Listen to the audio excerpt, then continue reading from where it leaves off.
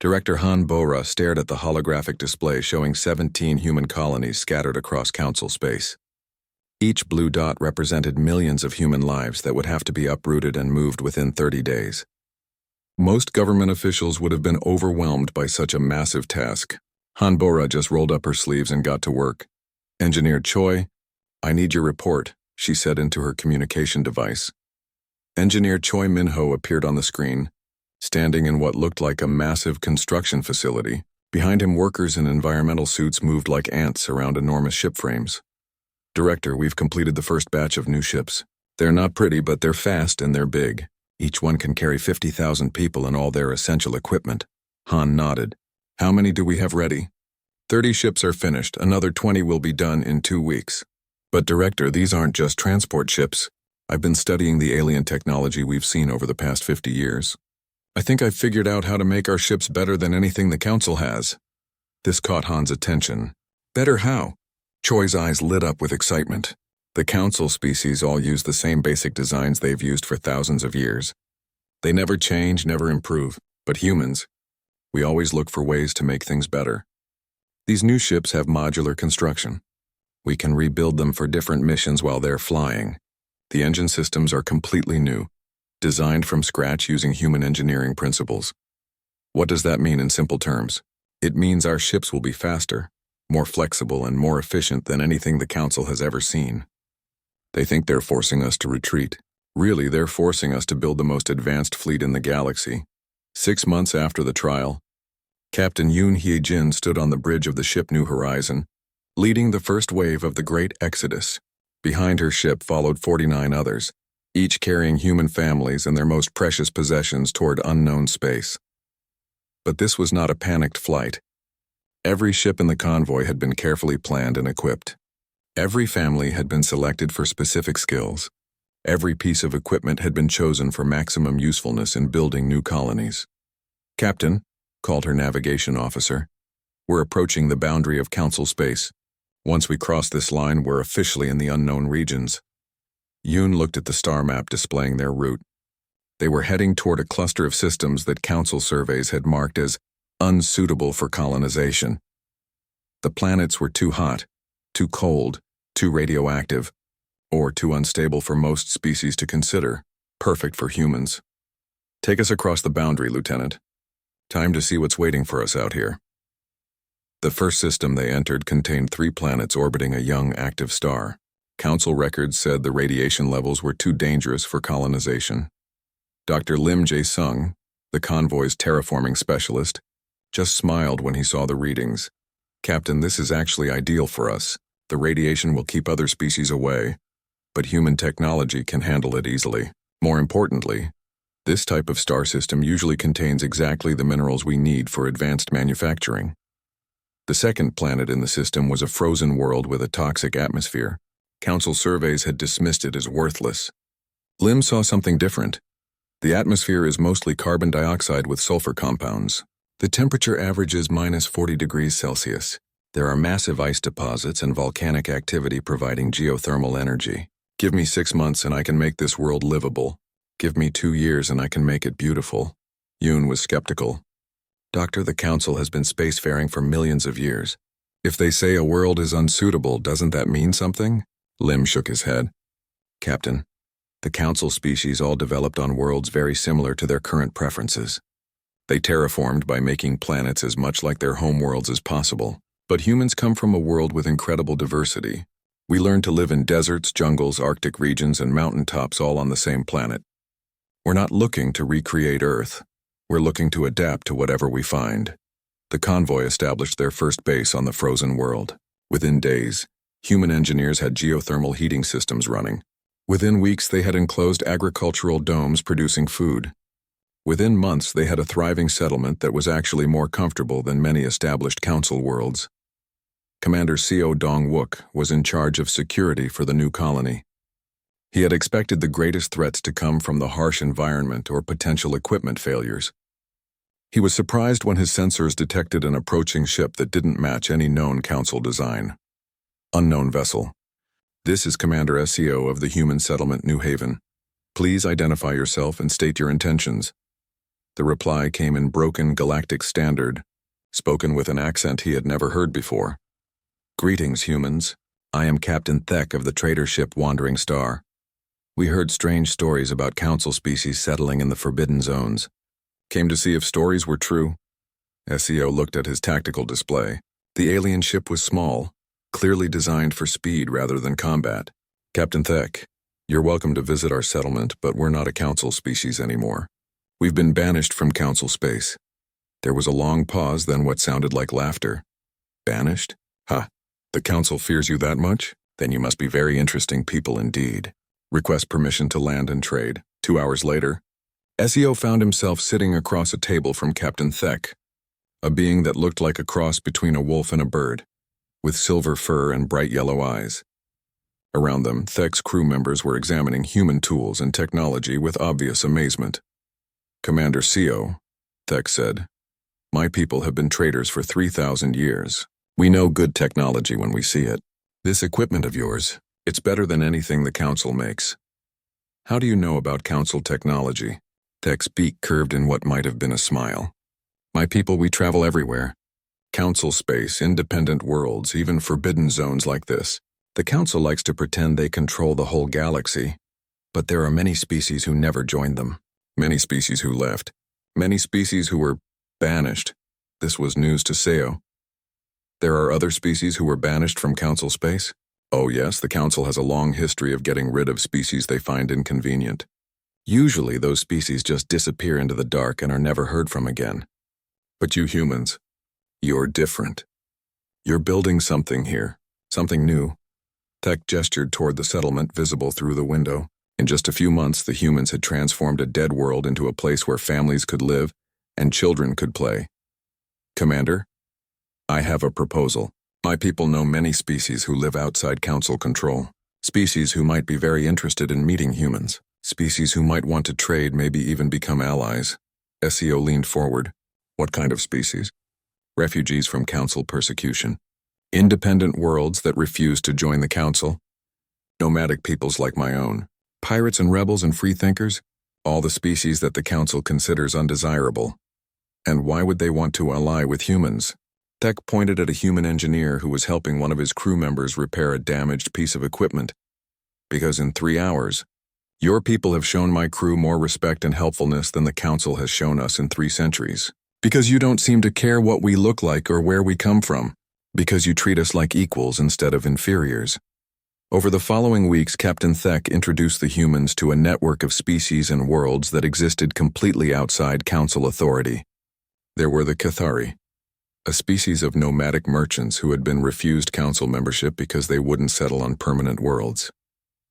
There were the Zalani refugees, survivors of a species that had been wiped out by a Council peacekeeping operation centuries ago. There were dozens of independent worlds that had developed spaceflight on their own and chosen to remain free, rather than submit to Council authority. All of them were fascinated by humanity. Dr. Lim Jae-sung found himself consulting with alien scientists who had spent lifetimes trying to make barren worlds habitable. His human techniques, developed through trial and error and creative problem-solving, solved problems that had stumped them for generations. Engineer Choi Min-ho discovered that the modular ship designs he had developed were perfectly suited for the nomadic lifestyle many of these species preferred.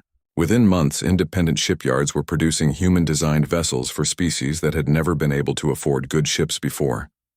Most importantly, Commander SEO learned that these independent species shared something with humanity. They valued freedom, innovation, and cooperation over the rigid hierarchies and ancient traditions that dominated Council space. 6 months after the first human convoy entered the Forbidden Zone, Director Han Bo-ra received a report that made her smile for the first time since the trial. "Director," Captain Yoon reported from the bridge of New Horizon, "the 17th and final convoy has successfully established Colony New Sol in the Kepler system. All human settlements are now operational and self-sufficient. But there's something else you need to know." President An Soo-jin stood before the largest gathering of beings in the history of the frontier regions. The Great Assembly Hall on New Terra could hold 50,000 people, and every seat was filled. Humans sat next to wolf-like Cathari traders, Crystalline Zalani refugees shared space with gaseous Vorthak philosophers. Representatives from 47 different species had come to witness something that had never happened before in galactic history. "Friends," An began, her voice carrying clearly through the vast hall. 3 years ago, humanity was cast out of council space like criminals. Today we gather to create something the galaxy has never seen. Not an empire built on conquest, but an alliance built on choice. The crowd erupted in cheers, clicks, whistles, and harmonic tones from dozens of different species. Behind An, a massive display showed the Human Colonial Alliance territory. 42 systems with thriving colonies, connected by trade routes that brought prosperity to over 100 worlds. Admiral Shin Woo-jin watched from the military section of the assembly. He commanded a fleet unlike anything the galaxy had ever seen. Human engineering combined with alien knowledge had produced ships that could adapt to any situation. His flagship, the Defiance, could reconfigure itself from a peaceful exploration vessel to a heavy battleship in less than an hour. But it wasn't the ships that made his fleet special. It was the crews, humans working alongside Cathari navigators who could plot courses through impossible nebulae, Zalani engineers whose crystal bodies could interface directly with computer systems, Vorthak tacticians whose gas-form minds could process battlefield information faster than any artificial intelligence. "Admiral," whispered his aide, Lieutenant Park Min-jung, "Council scouts have been detected in the border systems again. Should we intercept them?" Shin shook his head. "Let them watch. Let them see what we've built here. Maybe they'll learn something."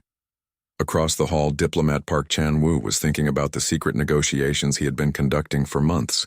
Representatives from 6 different council worlds had quietly approached the alliance, asking about the possibility of joining. These were worlds that had grown tired of council bureaucracy, tired of being told what they could and couldn't do by species that hadn't changed their thinking in millions of years. The Altarian system had been trying to upgrade their medical facilities for centuries, but council regulations made it impossible. 1 month of alliance technical assistance had solved problems that council committees had been debating for longer than human civilization had existed. The Kepler mining worlds had been restricted to primitive extraction, methods that the council deemed environmentally appropriate. Human engineers had shown them how to increase production by 300% while actually improving planetary conditions. Most importantly, alliance worlds were prosperous. Citizens had opportunities to advance based on ability rather than species or social rank. Innovation was encouraged rather than regulated. People were free to pursue their own goals rather than follow predetermined social roles. Dr. Ko, President An said, turning to a young woman sitting in the front row, "Please give the assembly your report on our communications breakthrough." Dr. Ko Un-seo stood nervously. She was barely 30 years old, but her work had revolutionized how the alliance operated. "Thank you, President An. 6 months ago we achieved stable quantum entanglement communication across galactic distances. This means any alliance world can communicate instantly with any other alliance world, regardless of distance." The implications were staggering. The Council relied on message ships that took weeks or months to carry information between systems. The Alliance could coordinate activities across hundreds of light years in real time. "This technology," Ko continued, "allows us to function as a true democracy. Every citizen of every Alliance world can participate in decisions that affect them, no matter where they live. We don't need kings or emperors or councils of ancient beings telling us what to do. We can govern ourselves." In the back of the hall, General Ryu Kyung-min smiled as he listened to the young scientist. Ryu commanded the Alliance Rapid Response Forces, units that could be anywhere in Alliance space within hours of a crisis. His ships were smaller and faster than traditional military vessels, designed to solve problems quickly rather than fight massive battles. Last month, his forces had helped defend the independent world of Sigma Draconis from a pirate fleet that had been raiding shipping for years. The pirates had expected an easy victory against a newly settled world. Instead, they found themselves facing human tactics they couldn't understand and technology they couldn't match. The pirates had surrendered within 4 hours. More importantly, 6 other independent worlds had asked to join the alliance that same week. President An called out a delegate from the Cathari trading clans. "What about council threats? They say we are becoming too powerful, too dangerous. They warn that they may take action against us. An's expression grew serious.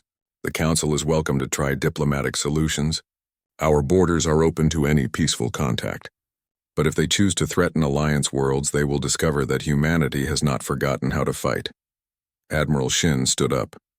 If I may, President An, the Alliance military exists to protect our citizens and our allies. We have no interest in conquest or aggression, but every being in this hall should understand that any attack on Alliance territory will be met with a response that the Council will remember for the rest of galactic history. The Assembly erupted in approval. Species that had spent centuries being bullied by Council authority finally had someone willing to stand up for them. Dr. Ko activated a holographic display showing Alliance space. The 42 human systems were connected by bright lines to over 100 allied worlds, independent trading posts, and refugee settlements. The network looked like a glowing web stretching across the frontier regions. This is what we've built in just 3 years, Ko said. Not through conquest or threats, but through cooperation and mutual benefit. Every world in this network is here by choice. Every species is treated as an equal. Every citizen has opportunities that the Council would never offer them. President An took the podium again. Today, we formally establish the Human Colonial Alliance as the governing body for our territory. But this is not a human empire. This is an alliance of free beings who choose to work together toward common goals. She gestured toward the diverse crowd filling the assembly hall. Look around you. 6 months ago, most of you had never heard of each other. Today, you are trading partners, research collaborators, and friends. The Cathari have shared navigation techniques that allow us to explore regions the Council considers impossible to reach. The Zalani have taught us crystal-growing methods that have revolutionized our manufacturing. The Vorthak have shown us how to think about problems in completely new ways. And what have humans contributed? Called out a representative from the Altarian system. An smiled. We brought something the galaxy had forgotten. We brought the idea that things can always be better. That just because something has been done the same way for 1,000,000 years doesn't mean it's the right way. That every being deserves the chance to reach their full potential. General Ryu received a priority message on his personal communicator. He read it quickly, then stood up with a grim expression. President An, I apologize for the interruption, but I have urgent news. Our deep space sensors have detected a large Council fleet massing at the border of our territory. Admiral Vexthera is commanding the force personally. The assembly hall fell silent. Every being present knew that Vexthera was the counselor who had demanded humanity's banishment. Admiral Shin stepped forward. How large is the fleet, General? 200 ships, including 12 dreadnoughts. It's the largest military force the Council has assembled in over 1,000 years. President An looked around the hall at the faces of beings from dozens of species. Some looked afraid, others looked angry, but most looked determined. Friends, she said calmly, it seems the Council has decided that our success is a threat to their authority. They believe that if they destroy us quickly, they can prevent other species from seeing that there is an alternative to Council rule. She paused, letting her words sink in. They are wrong. We are not the rebels and criminals they claim we are. We are free beings who have chosen to build something better, and if they want to test our resolve, they will discover that freedom is worth fighting for. The assembly erupted in roars, cheers, and battle cries in 47 different languages. Admiral Shin was already activating fleet-wide communications, calling all Alliance forces to battle stations. Dr. Ko was uploading tactical data to every Alliance world simultaneously, coordinating defensive preparations across hundreds of light years in real time. General Ryu was dispatching rapid response units to protect the most vulnerable Alliance worlds, and President An was composing a message that would be broadcast throughout both Alliance and Council. Space, Counselor Vexthera, she said, looking directly into the camera. You banished humanity because you feared our potential. You are about to discover that your fears were completely justified. The message ended, and across Alliance space, millions of beings prepared for the war that would determine. Chancellor Lee Hae-won stood on the observation deck of the orbital station above New Terra, watching construction ships work on the largest project in Alliance history. 8 years had passed since humanity's banishment, and the human alliance now controlled more territory than some of the original Council founding species. Chancellor, said her aide, Captain Ju Hyun-sik, The delegation from the Centauri Federation has arrived. They're requesting immediate asylum. Lee nodded grimly. The Centauri Federation was the third council member world to defect to the Alliance this year. Each defection brought valuable technology, resources, and knowledge, but it also brought the galaxy closer to war. How many refugees are we talking about? 14 million beings across 6 star systems. They're bringing their entire industrial base, including 3 shipyards and a research station that the Council considers highly classified. Lee walked to the massive windows overlooking the shipyard where humanity's first battle fleet was taking shape. Fleet Admiral Zhang Xiaoko had designed these ships using pure human engineering principles rather than copying alien technology.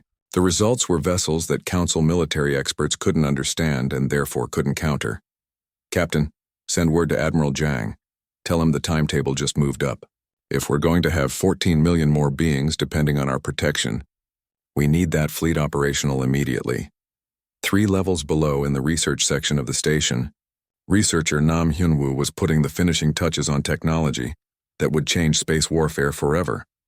His adaptive shielding systems could learn from enemy weapons and adjust their defenses in real time. His self-repairing hull technology meant that Alliance ships could continue fighting even after taking damage that would cripple traditional vessels. Dr. Nam called his research partner, Dr. Kim Young-hee. We're getting some unusual readings from the quantum field generators. The efficiency is higher than our calculations predicted. Nam looked at the data and smiled. It's not a malfunction.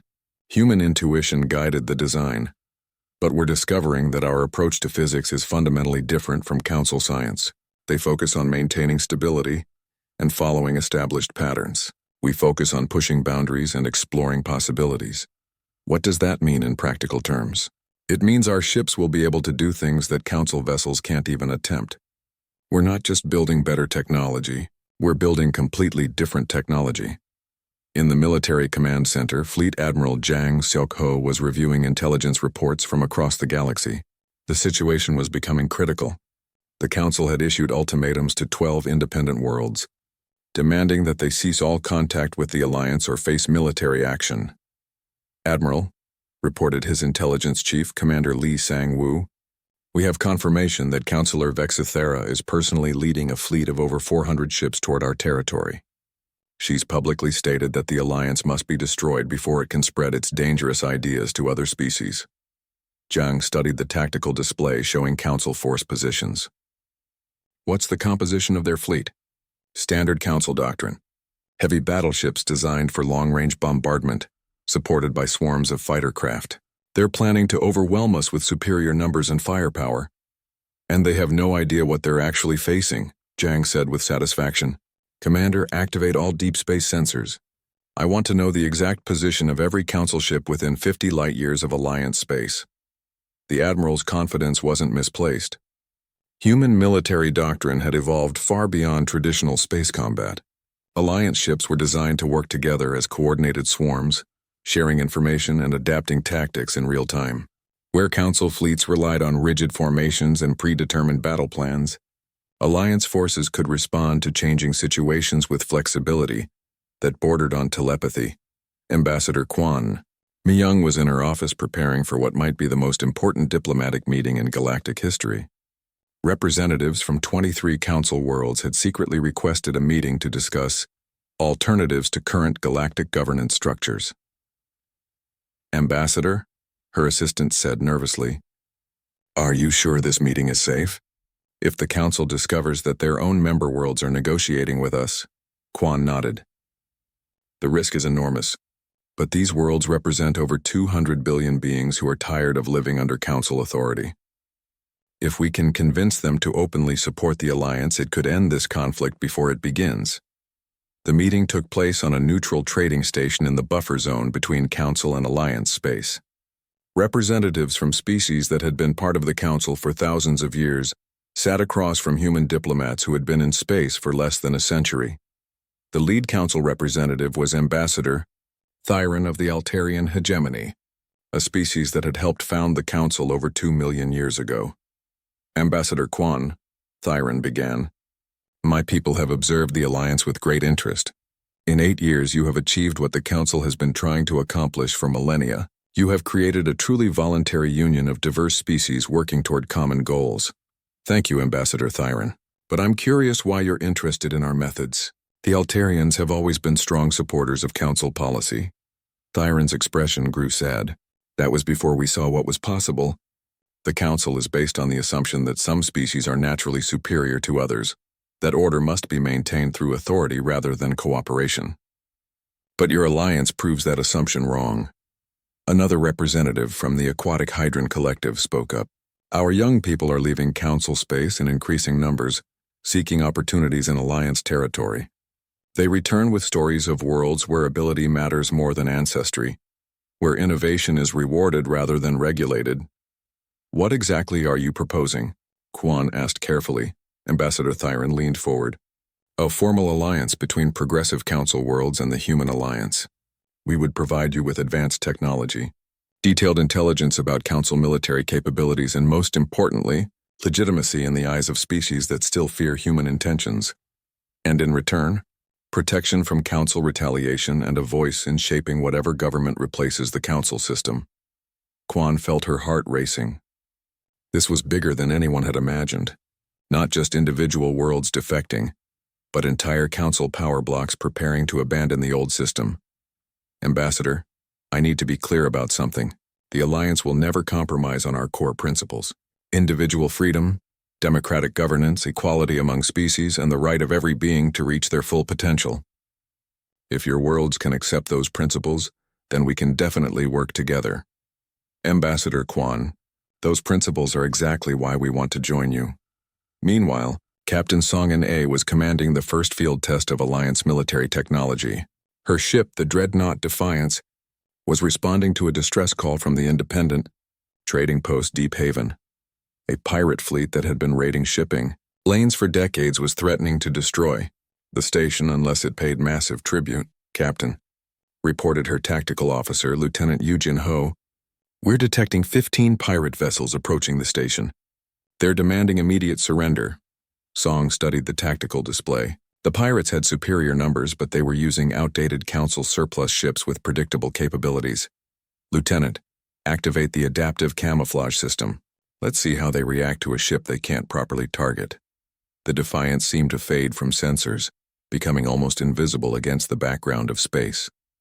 The pirates continued their approach toward Deep Haven, unaware that they were being stalked by something far more dangerous than they had ever encountered. Captain, the pirate leader is broadcasting threats to the station. He claims to have destroyed Council patrol ships that tried to stop him. Song smiled coldly. Well, he's about to discover the difference between Council patrol ships and Alliance warships. Target their engines and weapon systems. I want them disabled, not destroyed. These pirates might have useful information about Council military movements. The battle lasted exactly 7 minutes. Alliance weapon systems that could adapt their output in real time systematically disabled each pirate ship without causing significant casualties. When the pirates tried to return fire, their weapons couldn't penetrate Alliance shields that learned from each attack and adjusted their defenses accordingly. The pirate leader's surrender message was broadcast across half the galaxy. Unknown vessel, we yield. What are you? We've never seen technology like this. Song's reply was heard on thousands of worlds. This is Captain Song In-A of the Alliance vessel Defiance. You have been defeated by human engineering and Alliance determination. Consider this a preview of what awaits anyone who threatens peaceful beings in our territory. Within hours, the recording was being analyzed in Council military headquarters. Admiral Vexathara watched it 17 times, her scaled face growing more concerned with each viewing. How is this possible? She demanded of her tactical advisors. Humans have been spacefaring for barely a century. How can they have ships that surpass our most advanced designs? Emperor Kim Dong-jin stood in the war room of the Alliance Command Center, surrounded by holographic displays showing the largest military conflict in galactic history. 12 years had passed since humanity's banishment. And the galaxy was now divided between two competing visions of civilization. Your Majesty, reported Grand Admiral Oh Young-sik, Council forces have begun simultaneous attacks on 47 Alliance worlds. They're trying to spread our defenses too thin to mount an effective response. Kim studied the tactical display with calm determination. He had been elected emperor not because the Alliance wanted a monarch, but because desperate times required unified command. After the war, he would step down and return power to the democratic government. But right now, humanity needed a leader who could make impossible decisions.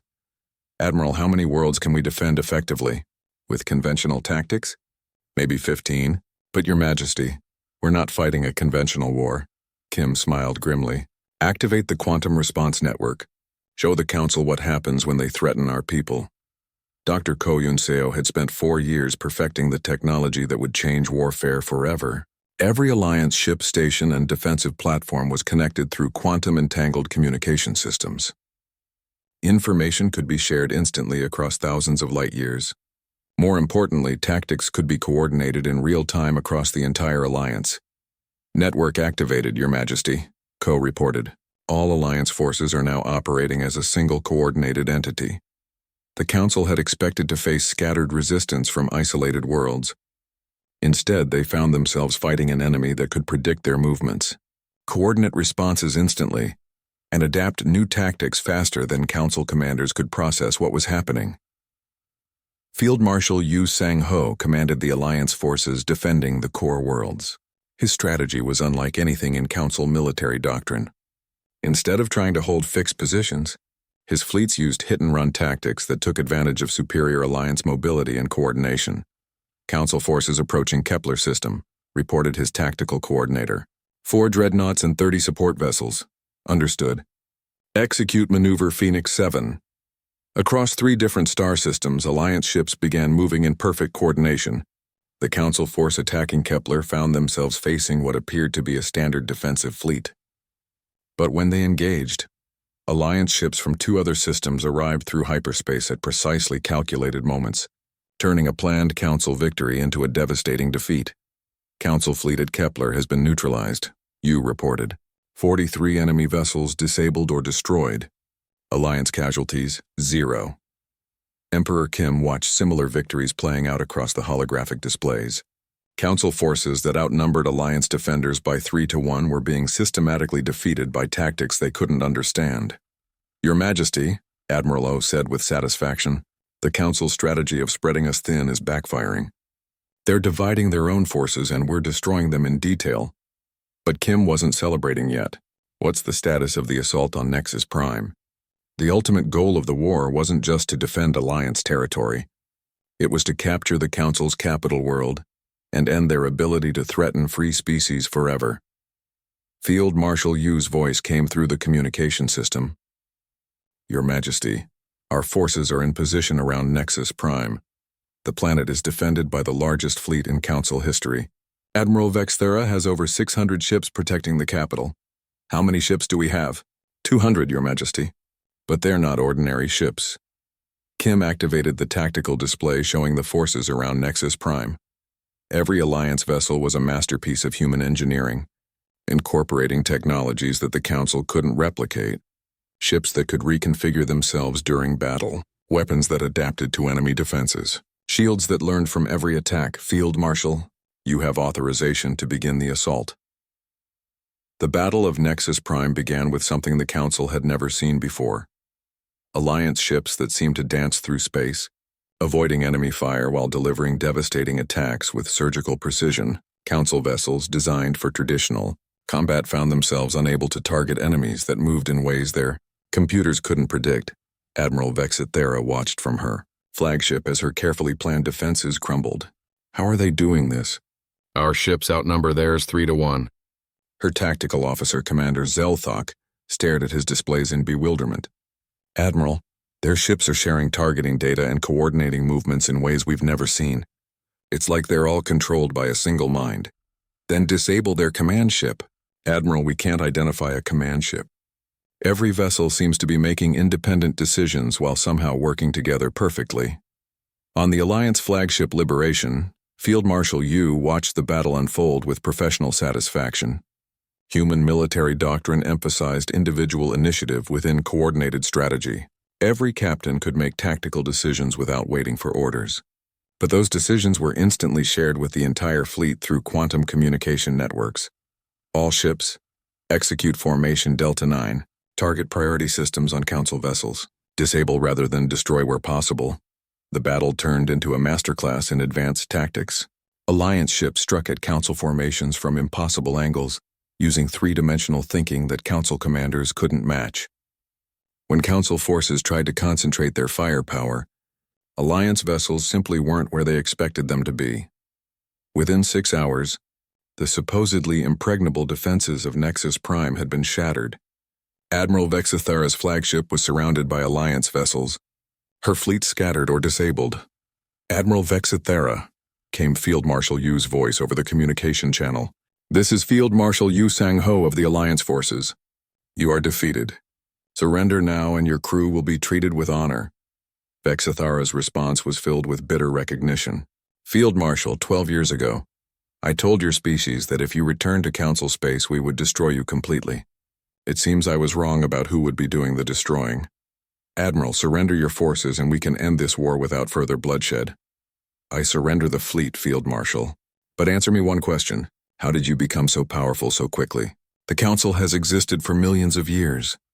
Yu's reply was broadcast across the entire galaxy. "Admiral, the Council's mistake was believing that age equals wisdom, that tradition equals truth, that authority equals legitimacy. Humanity learned long ago that the only way to survive is to keep growing, keep learning, keep improving. You banished us because we made you uncomfortable. But discomfort is just another word for the opportunity to become better than you were." Emperor Kim Dong-jin stood on the balcony of the Council chambers, looking out over Nexus Prime as Alliance forces secured the capital. But he wouldn't live to see the peace he had fought for. A Council saboteur's bomb had mortally wounded him during the final assault. "Your Majesty," said his aide, Colonel Han Min-soo, "the medical team says you need immediate treatment." Kim shook his head weakly. "Colonel, send word to Empress Park Jin-ah. Tell her the war's won, but the real work is just beginning." Empress Park Jin-ah had been Kim's closest advisor, and was his chosen successor. She understood that victory in war was meaningless without wisdom in peace. 6 months later, she stood in the same council chambers where humanity had been banished. But now the hall was filled with representatives from over 300 species. Some were former council members who had joined the Alliance. Others were independent worlds that had never submitted to council authority.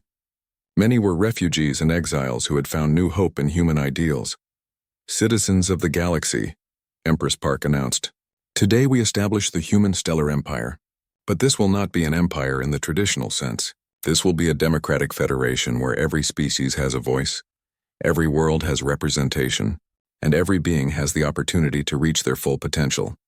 Chancellor Bae Soo-kyung, the empire's first diplomatic minister, had spent months negotiating with former council species.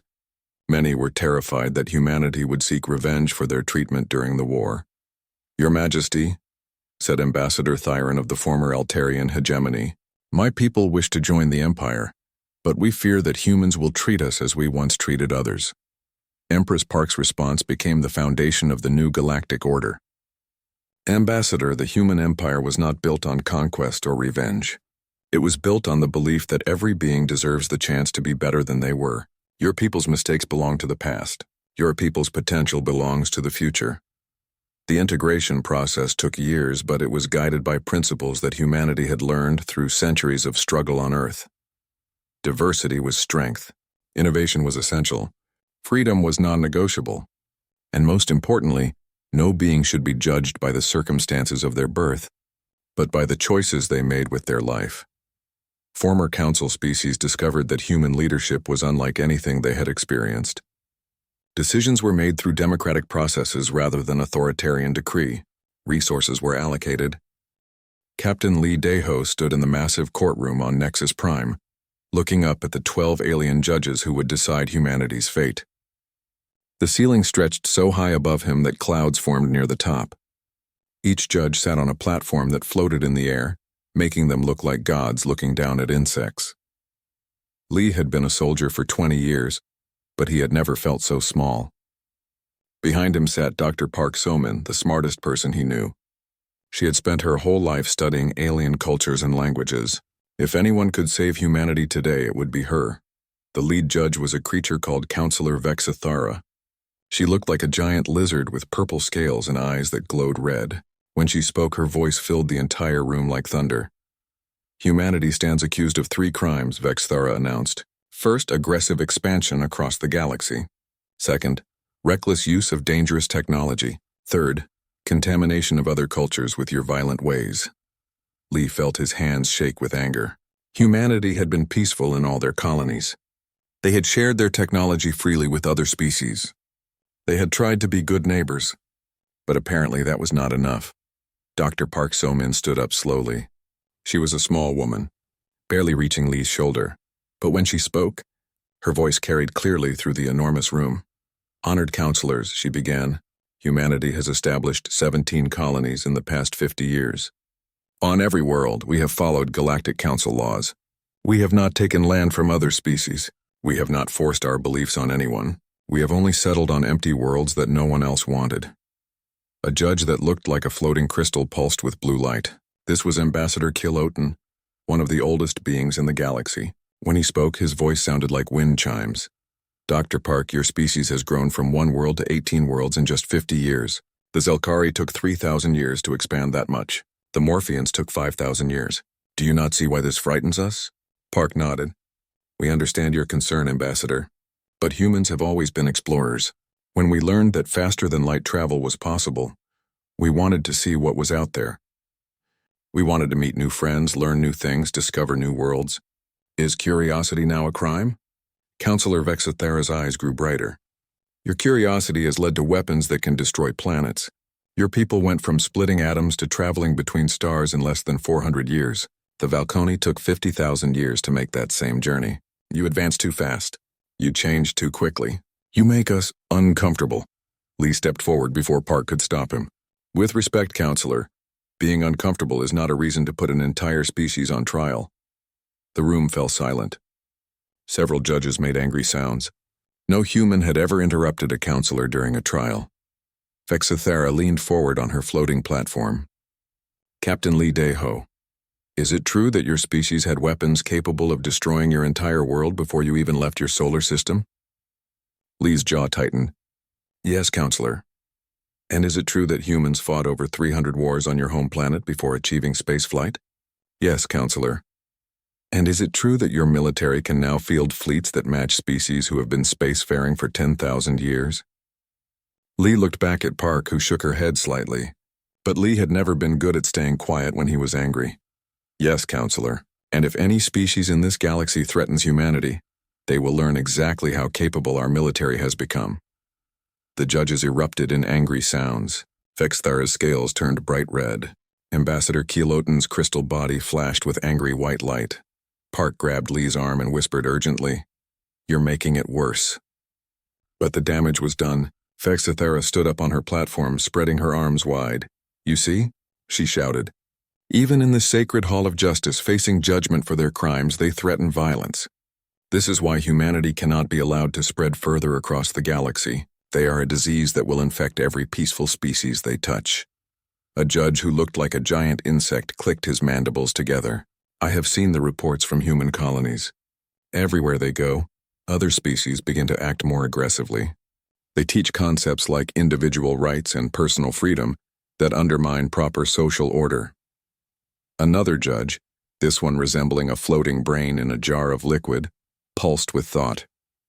Their technology advances at a rate that threatens the stability we have maintained for millions of years. If we allow them to continue, they will surpass us all within a few generations. Park tried once more. Honored counselors, please listen. Yes, humans are different. Yes, we change quickly. But that doesn't make us evil.